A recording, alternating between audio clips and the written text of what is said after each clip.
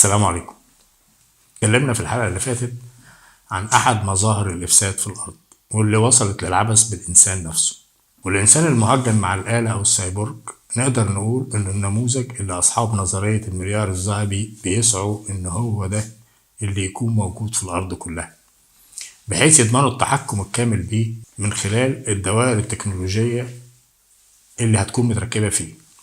والإنسان السايبورج اللي مسميينه الإنسان الإله ومؤامرة المليار الذهبي مجرد محطة من محطات الإفساد التاني في الأرض للطائفة اللي مزجت كتاب موسى عليه السلام بالعقيدة اللي اخترعها الشيطان واللي أخبرنا بيهم المولى في سورة الإسراء. وقضينا إلى بني إسرائيل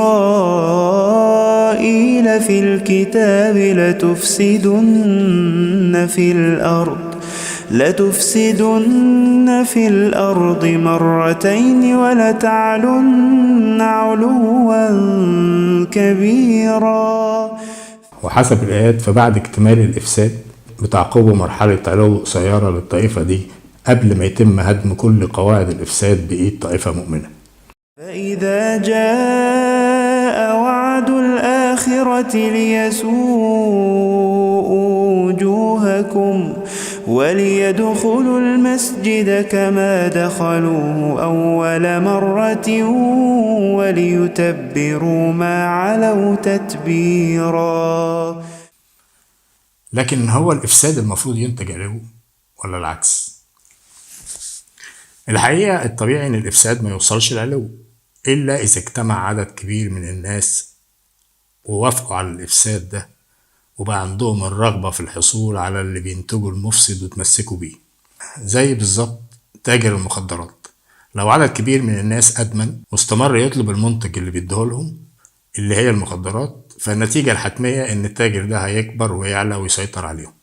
أما هم فممكن نوصفهم بالفاسدين مش المفسدين، وحالهم هيفضل في النازل بالتدريج في نفس الوقت اللي المفسد بيكبر ويعلى، لغاية ما يجي آخرين يرفضوا المخدرات أو المنتج اللي بيفسدهم ويسيطر عليهم بيه، فتبقى دي بداية نهاية المفسد.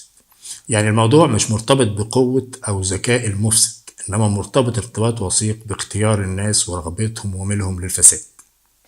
ومن المستحيل نجاح أي مفسد الناس بترفض اللي بيقدمه. ومشروع الفساد والسيطرة ده رصدت منه 11 مرحلة، أول 6 منهم اتنفذوا وبقوا أمر واقع في حياتنا، واتكلمنا عنهم في الجزء الثاني من السلسلة. وآخر مرحلتين بمجرد حدوثهم يكونوا وصلوا لقمة الإفساد التاني. وخلينا نفتكر مع بعض بسرعة ال6 مراحل علشان نربط المشروع كله مع بعض. المحطة الأولى خدوا الذهب والفضة وادوا العالم كله ورق سموه عملة، وهو مجرد تعهد بالدفع، وسيطروا على انجلترا بثورة، ومن انجلترا والبنك اللي فتحوه فيها بدأوا رحلة السيطرة على كل دول أوروبا ونشروا فيها بنوكهم الربوية. وكل ثورة وراها قرض مش هيتسدد، والنتيجة انتقال 90% من ثروات العالم لملكيتهم وتضخم نتيجة الديون الربوية، يعني فساد النظام المالي ونقود المحاسبة في الأرض. المحطة الثانية الغذاء. في ثلاثينيات القرن الماضي أنشأت عائلة روكفلر مؤسسات لتطوير علوم البيولوجيا الجزئية أو البيوتكنولوجيا وتطبيقاتها، فأنتجت مزروعات غير موزونة منزوعة الفائدة ما ينفعش تتزرع تاني، ولازم تطلب من بنوك المزروعات بذور كل مرة وكل زرعة. وفواكه أول ما ثمارها تطلع يرشوها بمواد كيميائية تكبر تاني يوم وتنزل السوق كوحدات كيميائية. ومواشي وأغنام ودواجن مليانة هرمونات ومحقونة سموم، شيء كأنه غذاء لا يقدم للإنسان إلا المرض واختصار فترة شبابه، يعني فساد المنظومة الغذائية في الأرض.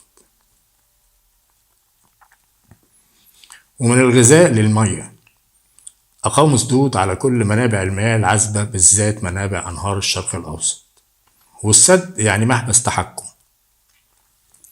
مش دي كل المشكلة، إنما حبس المية ورا سدود بيحولها لمية ميتة منزوعة الطاقة، خصوصا لما تتعبى في عبوات بلاستيك.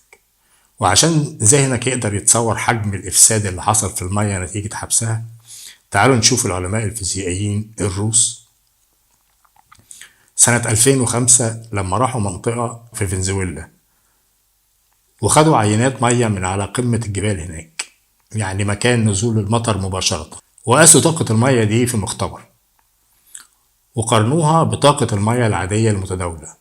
عارفين نشاط المية اللي أخدوها من منبعها طلعت أكتر من نشاط المية العادية بقد إيه؟ 40,000 مرة.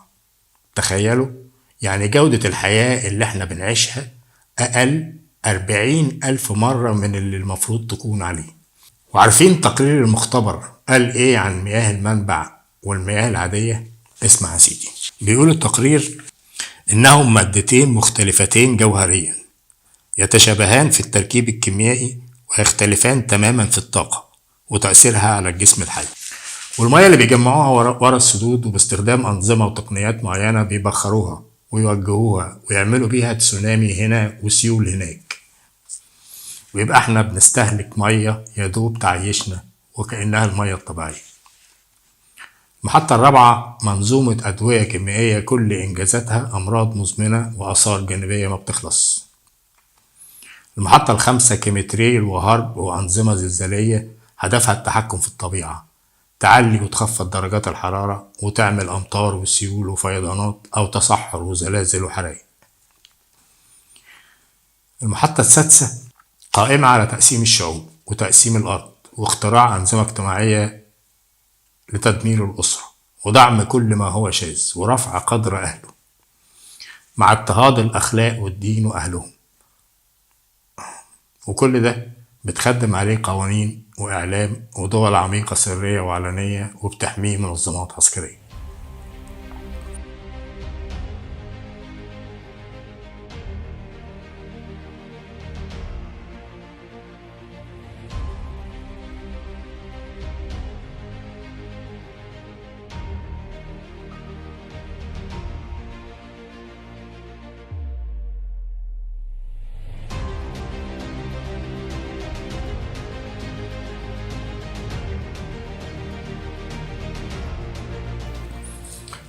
المحطة السابعة، وهنا وصل الفاسدين لمرحلة الفجر وبدأوا ينتقلوا من مرحلة تحدي الله في السر للعلن، وبدأوا يترجموا كل مراحل الإفساد اللي فاتت ويستخدموها لصناعة عالم جديد بيتم تغيير كل حاجة طبيعية لصناعية فيه بغرض التحكم فيها بشكل كامل. وكل حاجة دي بتشمل الإنسان نفسه، وظهرت مصطلحات تفزع زي صناعة الإنسان الإله أو الإنسان الهجين أو الإنسان الأفاتار، والتجهيز الفعلي لمرحلة ما بعد الإنسانية أو النسخة بوينت 2 من البشر أو الإنسان الخالق. وكل دي مش مجرد مصطلحات أو تشبيهات أو أحلام علماء، إنما دي أسماء للشيء اللي المفروض يستبدلوه بالإنسان الطبيعي زي ما هنشوف دلوقتي. فكرتهم قائمة على استبدال جسم الإنسان كله بخلايا وأعضاء غير حية وغير عضوية طويلة العمر، خلايا من السيليكون وأطراف إيدين ورجلين صناعية وآلاف الروبوتات النانوية بتعوم في الجسم تصلح اللي يعطل فيه أوتوماتيك أو بتوجيه من خارج الجسم. والروبوتات دي بتقدم تقارير دورية بانتظام عن حالة الجسم. بتقدمها لمين وده معناه إيه؟ ده موضوع تاني هنتكلم فيه بعدين. المهم اللي هيفضل من الإنسان البيولوجي وعيه فقط، والباقي كله هيتغير.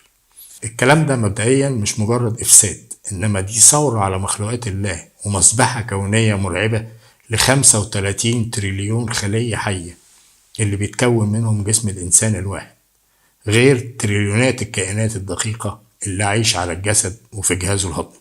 طب هل الفكر ده جديد اليومين دول يعني؟ ومين اللي متبنيه وبيموله؟ تعالوا ناخد الموضوع من بدايته ونجاوب على الأسئلة. سنة 1947 ظهرت حركة سياسية في لوس أنجلوس سمت نفسها اتحاد التكنوقراط، حركة ثورية كان وراها اللي كانوا لسه بيحاولوا يصنعوا نظام جديد للعالم ويسيطروا هم عليه. الحركة دي بقى كانت بتطالب بإيه وعاوزة إيه؟ عاوزة تلغي كل الأنظمة السياسية وتستبدلها. تستبدلها بإيه؟ ركزوا في المعنى لو سمحتم. تستبدلها بأنظمة علمية لشؤون البشر. أنظمة علمية للبشر، فكر مين ده؟ نفس كلام اللي بيدور حواليه شجرة المعرفة والشيطان وقيادات العالم اللي رافعين سلاح العلم، وبيحاولوا ينتجوا ناس بقدرات إلهية إدارتهم عن طريق علماء وأنظمة علمية، لأن طبعا دي ناس صناعية. المهم في ستينات القرن الماضي وبعد الحرب العالمية التانية ما بقيناش نسمع عن حركة التكنوقراط دي، لكن ظهرت مجموعة من المهندسين الشباب، ويا ريت نخلينا فاكرينهم عشان هنرجع لهم تاني.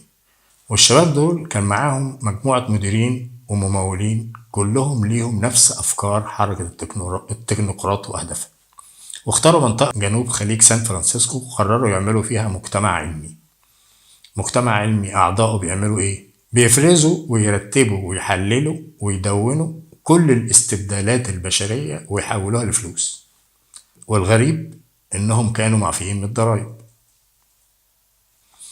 المنطقة دي بقى اسمها بعد كده وادي السيليكون، والمهندسين الصغيرين كبروا وبقوا كتير وأقوياء، والممولين بقوا شركات ضخمة بتسيطر على العالم، ولسه بيفرزوا ويحللوا كل الاستبدالات البشرية بس بتقنيات تكنولوجية، وبرضه بيحولوها لفلوس. الشركات دي سموا نفسهم فيسبوك وجوجل ومايكروسوفت وغيره، وبقى في وادي سيليكون أو مجتمع وادي سيليكون مستنسخ في الصين وروسيا وأوروبا، وكل المجتمعات العلمية دي مرتبطين ببعض وبينسقوا مع بعض، برغم اللي بيبان لنا إن في بينهم صراعات عسكرية وسياسية. عالم مستقل بنفسه ضمن منظومة كلها بتشتغل في اتجاهات مختلفة وعاوزة تفرض رؤيتها وعقيدتها على كل شعوب الأرض من خلال أنظمة علمية لإدارة شؤون البشر. ومن العالم ده ظهرت الآليات العلمية للسيطرة على كل شيء في الأرض أو إفساد كل شيء بغية السيطرة عليه، والشركات اللي بقت عملاقة وعملت فلوس بدأت تمول مشروع الإنسان الإلهي. واكتملت الدراسات وتحول المشروع للتنفيذ الفعلي قبل ما يبقى واقع مفروض. تفتكروا تنفيذ فكرة زي دي ممكن يبدأ تنفيذها كمان كام سنة؟ التنفيذ خد مسارين. الأول من خلال شركة الخروج الإلكتروني، اتأسست في 2011، يعني من 11 سنة، من خلال مبادرة أو منظومة اسمها 2045. المؤسس اللي حاطينه في الواجهة ملياردير روسي اسمه ديمتري أنسكوف، وشعار المنظمة هل تريد أن تكون خالدا؟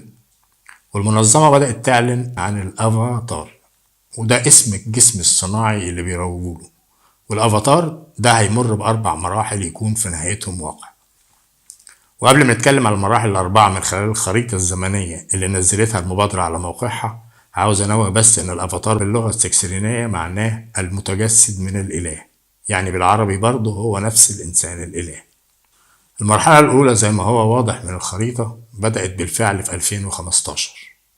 قدروا يخلوا الانسان الطبيعي يتحكم في جسد صناعي عن طريق جهاز بيتحط على ناصية الدماغ فينقل اشارات مخ الانسان لاجهزة استقبال في الجسد الصناعي عن طريق الانترنت السريع. يعني بمجرد ما الإنسان يعوز يحرك إيد أو رجل في الجسد الصناعي، بمجرد الرغبة بس يستجيب على طول. وبيقولوا إن في نهاية 2022 أسلوب إنتاج الأجساد الصناعية دي هيتطور وهيتم بنفس طريقة إنتاج السيارات، يعني مجموعة مصانع كل مصنع منها بيتخصص في إنتاج جزء معين من الجسد الصناعي، يعني مصنع ينتج دراعات وتاني ينتج ركب وكده. واعتقد ان فكرة الميتافيرس هتكون تدريب عملي على تحريك جسد خارجي عن بعد وتعويد الناس عليه، ودي المرحلة الاولى للمسار الاول في تنفيذ او تعميم فكرة الانسان الاله حسب مبادرة 2045. المسار التاني للتنفيذ هيبان وكأنه تقدم في الطب، وكأنه الغرض منه افادة بعض الناس اللي هيكونوا محتاجين اطراف صناعية، لان المسار التاني بيقدم السايبورغ او الانسان الهجين مع الآلة أو المحسن، وده باختصار عبارة عن استبدال أي عضو يمرض في الإنسان بعضو تاني صناعي. وبالتدريج ممكن يقنعوا الناس السليمة كمان إنها تستبدل أعضائها البيولوجية بأعضاء صناعية بحجة إنه يحصل على قدرات أعلى أو شكل أجمل. المرحلة التانية في المسارين ما بيختلفوش كتير، وفيهم ينتقلوا من فكرة إن الإنسان يحرك جسم صناعي أو 2 من بعد لفكرة إنه يتخلص أصلا من جسمه البيولوجي بالكامل وياخدوا دماغه اللي فيها وعيه ويركبوها على جسم جديد صناعي. وطبعا الجسم الجديد الصناعي ده هيكون فيه مواصفات تحقق له قدرات أعلى بكتير من جسمه الطبيعي، وبشبكة أعصاب صناعية وشوية تدريب دماغه وجسمه الجديد يبقوا ياخدوا على بعض براحتهم. المرحلة التالتة هي الاستعداد لمرحلة الخلود. خلود ازاي بقى؟ هياخدوا نسخة رقمية من شخصية وعيه، يعني ردود فعله في مواقف مختلفة، ضحكته وانفعالاته وصوته، ويحطها في دماغ صناعي شبهه بالظبط. لو الإنسان الطبيعي مات هيشيلوا الدماغ الطبيعي اللي هي العضو الوحيد الحي اللي كان فاضل منه، ويحطوا بدلها الدماغ اللي عليها شخصيته الرقمية، ويبقى كله صناعي بس موجود وبيتفاعل وكأنه حقيقي. وده يا سيدي الإنسان الخالد من وجهة نظرهم. والمرحلة دي بيسموها مرحلة ما بعد الإنسانية. ليه مرحلة ما بعد الإنسانية؟ لأن خلاص ما بقاش فيه أي حاجة بيولوجية في الإنسان، وبيسموها بوينت 2 أو الفيرجن التاني أو النسخة التانية من الإنسان. والمقصود بالمصطلحات دي اللي بقى لها مؤسسات وشعار محتاجة شوية توضيح. عشان ينجح موضوع الإنسان الإله مع الشعوب لازم يتقدم على إنه ثورة علمية طبية، ولازم يتم اختيار نوعية الناس اللي هيتقدم لهم الموضوع في الأول. ولأن المسلمين والمسيحيين كمان بالتأكيد مش هيقبلوا على المشروع ده، فوقع الاختيار على إن البداية هتكون بين اللادينيين، وبعد كده يبقى المسلمين والمسيحيين يستوردوه كالمعتاد باعتباره أمر واقع علاجي أو تقدم وحضارة وعلم والمبررات المعروفة. والمذاهب اللادينية نقدر نلخصهم في 4 مذاهب. المذهب الأول الملحدين، والمذهب الثاني اللادينية التطورية الداروينية، ودول بيعتقدوا إن الحياة بدأت بكائن وحيد الخلية نشأ بالصدفة، وباقي الكائنات بما فيهم الإنسان اتطورت من الكائن ده، وبيعتقدوا إنه مفيش إله وبيتبعوا العلم. وما بعد الإنسانية بتخاطب دول تحديدا، وبتفهمهم إن الإنسان الحالي اللي هو تطور مع الزمن من الكائن وحيد الخلية هو البوينت 1 أو النسخة الأولى للإنسان، وإنه هيتطور للإنسان الصناعي اللي بيشتغل بالذكاء الصناعي وهو بوينت 2 أو النسخة التانية اللي اتطورت مع الزمن. أما المذهب الثالث من اللادينيون بيسموه اللادينية الربوية، ودول بيؤمنوا بوجود الله كخالق للكون والكائنات، لكنه ما بيتدخلش في حياة البشر. وطبعا دول هيدخلوا عليهم بعقيدة الشجرة والشيطان اللي اتكلمنا عنها، وإن الإنسان الحامل لقدرات الإله نتاج طبيعي للبشر اللي ورثوا جينات المعرفة واتمردوا على الإله. المذهب الرابع هو اللادينية اللا أدرية أو الاكتراثية، ودول لا بيصدقوا ولا بيكذبوا في وجود إله، وعقيدتهم المصلحة واللذة، وإن البشر هم اللي يقررون نمط قوانين حياتهم. وطبعا دول مدخلهم الثورة العلمية والقدرات الهائلة اللي ممكن يحصلوا عليها.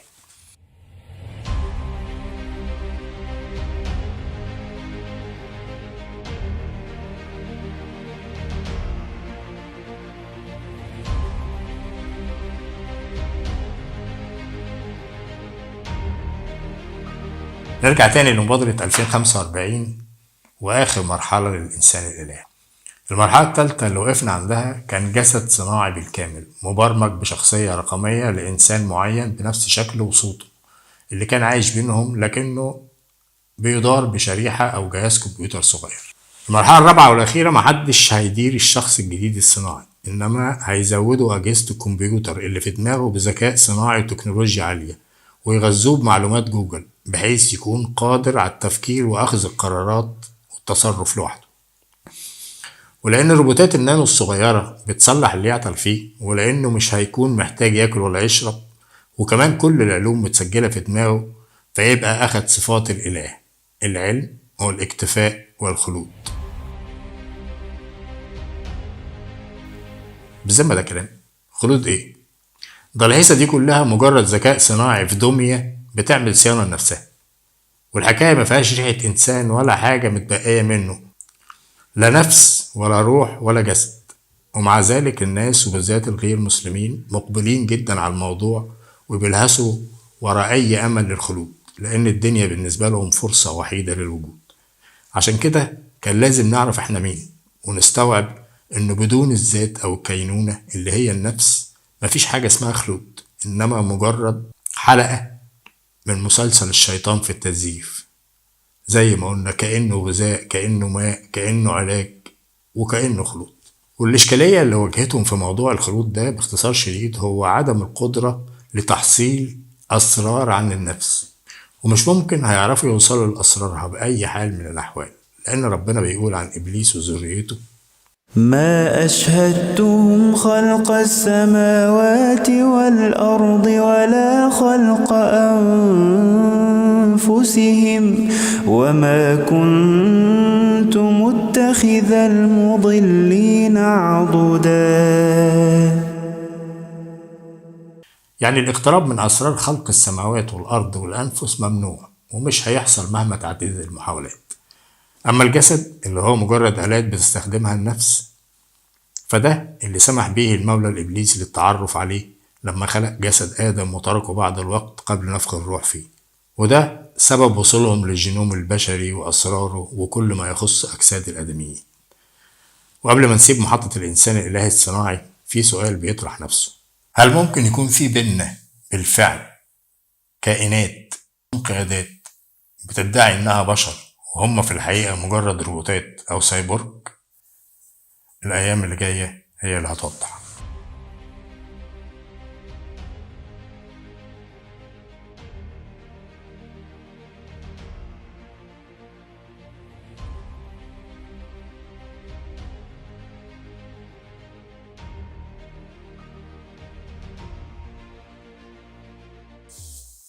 تعالوا نروح للمحطة رقم 9 من الإفساد الثاني، وننتقل من العبث بالإنسان وقتل خلاياه الحية للعبث بالكون ومحاولة منعه من الفناء.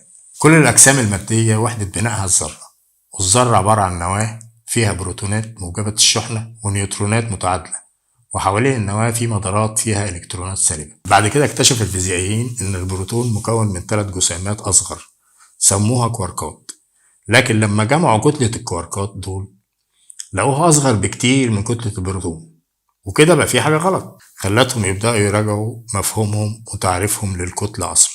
ومع البحث اكتشفوا خطأ المفهوم القديم للكتلة، ومن خلال دراسة ورقة بحثية كانت متقدمة في سنة 64 بيقول اللي كتبها إن في حقل طاقة غير مرئي بيملأ الكون كله، وإن الحقل ده هو المسؤول الوحيد عن إعطاء الجسيمات كتلتها لما تمر عليه وتتفاعل معاه.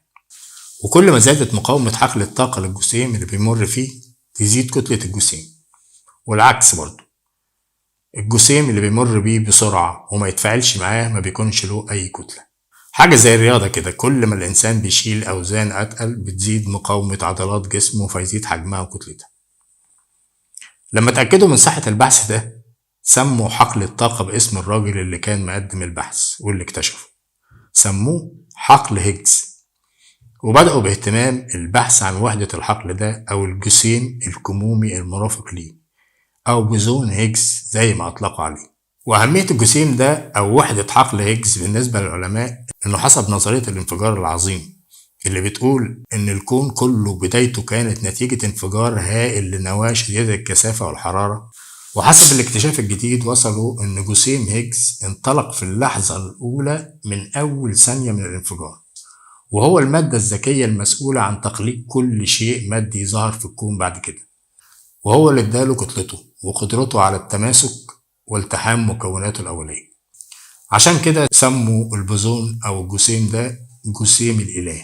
وفكرة الاقتراب من معرفة أسرار خلق الكون والسيطرة عليه والتحكم فيه عملت هوس وتعدلت كل المخططات وتأجل بعضها لحين رصد جسيم الإله والتحكم فيه.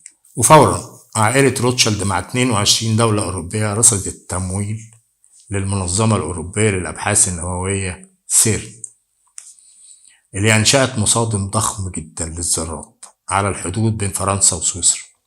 المصادم ده مهمته أنهم يصادموا مجموعات ضخمة من البروتونات الموجبة في اتجاهين متضادين بسرعة هائلة، بحيث توصل طاقة التصادم الرأسي لكل 2 بروتون 13 تيرا إلكترون فولت. ملايين من الاصطدامات في لمح البصر مع أماكن كشف وأجهزة بترصد وتسجل.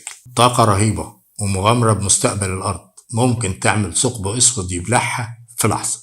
لكن مش مهم الأرض ولا سكانها، المهم يقدروا يعملوا نفس طاقة الانفجار العظيم اللي بدأ بيه الكون، وأجهزتهم ترصد جسيم الإله أو جسيم هيجز في أول لحظة من أول ثانية انفجار.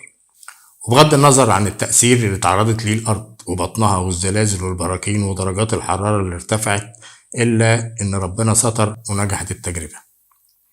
وفي 4/7/2012 أعلنوا في احتفال كبير تأكدهم من وجود جسيم هيجز أو جسيم الإله ورصده. الجسيم اللي بيصنع كتلة المادة، واللي لو اتسحب من أي مادة بما فيها الإنسان فالمادة دي تختفي فورا. وأصبح الحلم على بعد خطوة، كل اللي فاضل دراسة الجسيم ومعرفة خواصه وكتلته، وبعدين يسيطروا عليه ويبقى أكبر سلاح اللي هيملكه هيقدر يتحكم في البشرية كلها. وقاسوا كتلته وقالوا إنها ما بين 125 ل 126 جيجا إلكترون فولت. إيه ده؟ هي الكتلة بقت بتتقاس بالجيجا؟ مش كانت وحدات الوزن كيلو باوند وكده؟ قال لك ما احنا اكتشفنا إن كتلة المادة هي أصلا طاقة، وإن جسيم الإله بقدرة الخالق هو اللي بيحولها المادة. سبحان الله. المهم بعد ما وصلوا لكتلة الجسيم وحسبوا حساباتهم، فوجئوا إن الكون بكتلة الجسيم دي اللي هي من 125 ل 126 غير مستقر. يعني في أي وقت ممكن الكون يفنى وكل شيء مادي فيه يفقد كتلته. طبعا الوصول لنتيجة زي دي تعتبر كارثة الكوارث بالنسبة لأشخاص أو مخلوقات بتتحدى الله وبتبحث عن الخلود بأي تمن. كل بيفتحوا علبة يلاقوا جواها علبة، والعلب ما بتخلص. علشان الكون يستقر لازم كتلة جسيم الإله تكون 127 جيجا إلكترون فولت على حساباتهم. الفرق بسيط لكنه بيمنع خلود الكون، وعشان يوصلوا للرقم 127 ده لازم تجربة جديدة بتصادم قوته 16 ضعف التجربة اللي فاتت اللي ما صدقنا انها عدت، وفي درجة حرارة مشابهة لدرجات الانفجار العظيم. وفعلا اعلنوا عن نيتهم لتوليد اعلى درجة حرارة في المجرة. لما حسبها العلماء لقوها بتساوي 100,000 مرة درجة الحرارة بباطن الشمس، حوالي 1000 مليار درجة. يا ترى ايه اللي ممكن يحصل 2030، الميعاد اللي حددوه للتجربة الجديدة لتنفيذ تصادم جهنم ده؟ وهل 700,000 لتر هيليوم سائل اللي هتحتوي عليهم أضخم آلة تجميد في العالم عشان تبرد قلب المصادم هتقدر تمنع تسريب الحرارة المرعبة دي؟ ومين هيكون مسؤول عن أي كارثة ممكن تحصل؟ وفين قيادات العالم المشغولة بالمناخ والزلازل والحرارة وغيره من مشروع سر؟ قبل ما نسيب المحطة دي عندي كام ملاحظة اتكلم عنهم المتابعين. أولا، شعار المشروع 3 ستات، والرقم ده مشهور بعلاقته بالدجال. ثانيا، بعض المتابعين مش لاقيين تفسير لوجود تمثال شيفا إله الدمار والخراب عند الهندوس في مقر منظمة سر، يعني منظمة بتبحث في الكون وفي النووي، حتى تمثال لشيفا اللي هو إله الدمار عند الهندوس. الناس بتسأل ليه؟ ثالثا، علماء فيزيائيين كتير حذروا بشدة من التجربة دي، وبعضهم رفع دعوات قضائية ضد سيرن.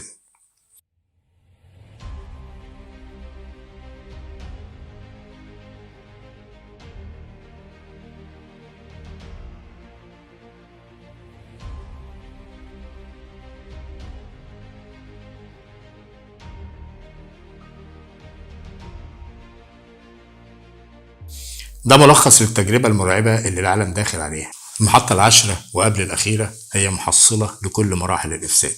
مرحلة فرض الرقابة التامة والسيطرة الصارمة على كل العالم من خلال منظومة تكنولوجية سداسية لمراقبة كل نملة في العالم، وفرض قوانين النظام الجديد للعالم عليها.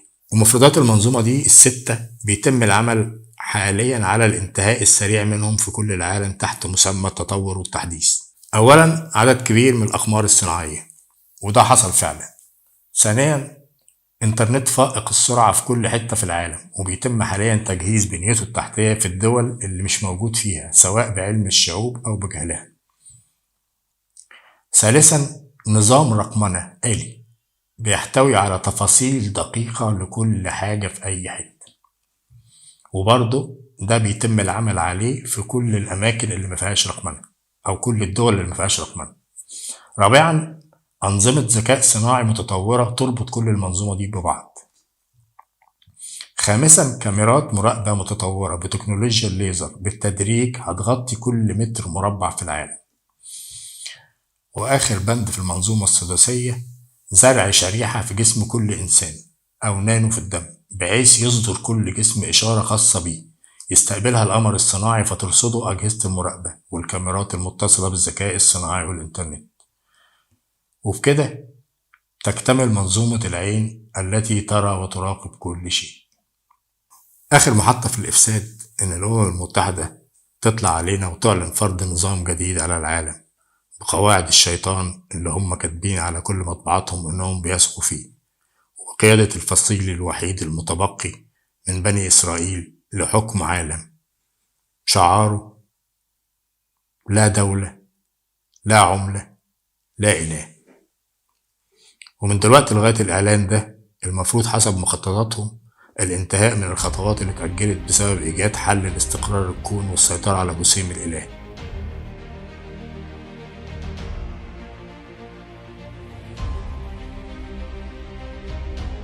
واحد، حرب عالمية وأخيرة أطرافها الأصليين أمريكا والصين مع تحالفات لكل منهما تنتهي باستلام الصين الملحدة قيادة العالم الجديد اجتماعيا بأسلوب التكنوقراط.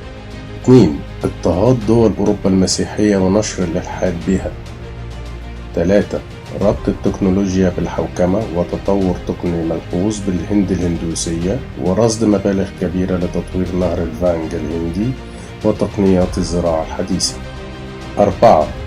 باقة ثالثة وأخيرة من الثورات والاضطرابات وصفها من سيصنعها بالدموية، هي تمثل أهم أحداث الربع الأخير من فتنة الدهيماء، وننصح بعدم الانخراط فيها لأنها ستنتقل بالشعوب من سيء إلى أسوأ كثيرا.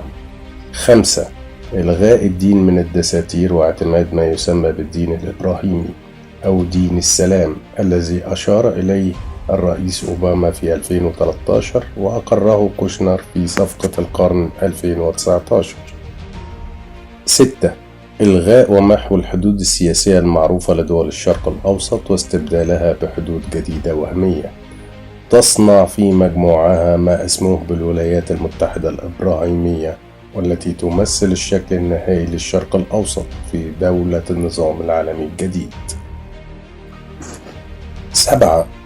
حسب صفقة القرن يقود تلك الولايات دولتين، أحدهما إسرائيل سيكون لها الحق في التحكم التام في كل موارد تلك الولايات: الأرض، المياه، البترول، الغاز، مع نزع ملكية كل الأراضي التي تمثل مسار إبراهيم من شعوبها واعتبارها أرض دولية عالمية. 8. استمرار وتغذية وإشعال الفتنة بين العرب والأمازيغ المسلمين في دول شمال أفريقيا. 9. موجة وبائية مصطنعة وإغلاق العالم من جديد. 10. رفع جنوني من خلال سيناريوهات مقصودة لأسعار الغذاء والطاقة، ثم التحكم في توزيع الغذاء وابتكار أغذية جديدة حرام ومحقونة بالنانوجرافان، وقصر حرية الانتقال والسفر على النخبة التي تجاهد في سبيل الشيطان نظرا لارتفاع أسعار الطاقة. 11. إنهاء العملات الورقية كنقود محاسبة، والانتقال إلى العصر الرقمي الذي تنتهي معه ملكية الفرد حتى لمنزله. 12. محاولة استثمار الفخ الذي نصبه صندوق النقد الدولي ومن وراءه لمصر لتنتقل على إثره إدارة قطاعات الدولة الحيوية إلى شركات وأفراد أجانب وسيطرتهم على البلاد. 13. سحق الطبقة المتوسطة في المجتمعات مما يزيد عدد غير القادرين، ويتزامن مع هذا مع ظهور نوع جديد من الجمعيات تسمى خيرية، وهي في الحقيقة ذات أدوار وتكليفات سياسية. 14. اختفاء الأبطال الحقيقيين من المسلمين الصالحين وأصحاب المبادئ السليمة نتيجة اضطهادهم ومنعهم من الظهور، مع الترويج للفنانين والرياضيين والتافهين على أنهم الأبطال الحقيقيين، وتعدد مصادر دخلهم وزيادة هائلة في أجورهم حتى يتخذهم الأطفال قدوة. 15. التعريف الشخصي سيكون إلزامي. 16. انتشار الجريمة وتهيئة المناخ لذلك. 17. منع امتلاك الكتب وبالذات الجدة وفرض كوتا من الملحدين والشواذ والنساء في القيادات والحكومات والمجالس النيابية. 18. انتشار عدد كبير من صناع المحتوى ينسبون المؤامرة العالمية إلى الماسونية وتضخيم حجمها، ويزرعون هذه الفكرة في وجدان المتلقي، وهذا نوع من التعمية عن الشريك الأصلي للشيطان وصاحب المؤامرة الأصلي والمستفيد منها، وهم طائفة بني إسرائيل المنحرفة أو 10 عائلات التي تحكم العالم، الذين صنعوا تنظيم الماسونية وباقي التنظيمات السرية واستخدموه. 19.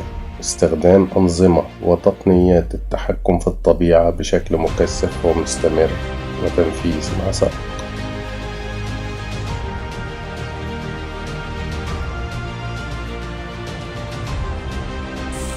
وبعد 100 سنة بس من انتهاء الخلافة العثمانية وتوقف الإنسان أنه يحمل الأمانة ويقيم الخلافة، أكملت الحية بكل سهولة دورتها حوالين الأرض، واكتمل إفساد عظيم في الأرض.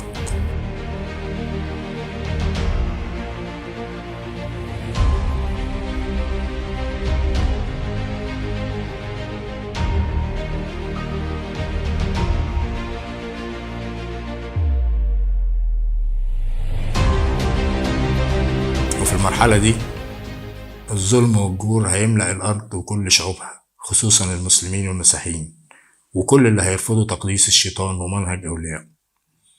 وفترة العلو هتكون قصيرة، وفي المراجع الإسلامية ملقتش معلومات تفيدنا عن مدتها، لكن في الكتاب المقدس عندهم فترة في آخر الزمان بيطلقوا عليها الضيقة، مدتها 7 سنوات، والضيقة دي بتشتد ضغوطها على المؤمنين في نصها التاني، يعني 3 سنوات ونص أو 42 شهر تحديدا، وبيسموها الضيقة العظيمة. وأنا أعتقد والله أعلم إن هي دي مدة العلو اللي فيها هيكون القابض على دينه كالقابض على جمرة من النار. وفي نهاية العلو هيظهر جبل الذهب في الفرات، اللي هي علامة ظهور المهدي بعد ما الناس تكون يأست من ظهوره. لكن الله يمهل ويستدرج ويفرز لغاية ما ينتهي اكتمال الفصول.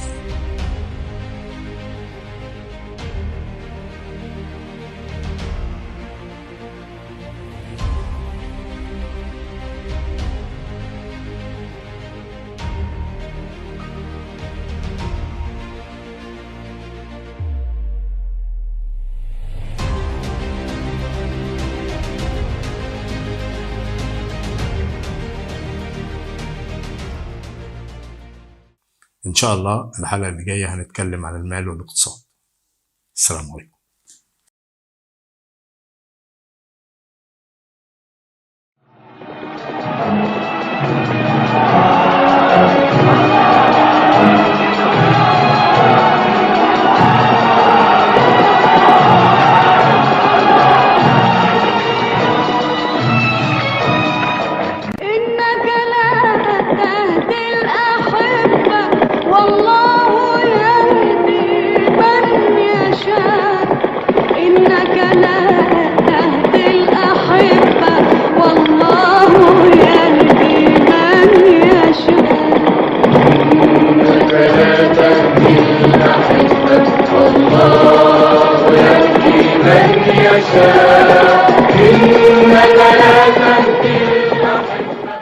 يا رب،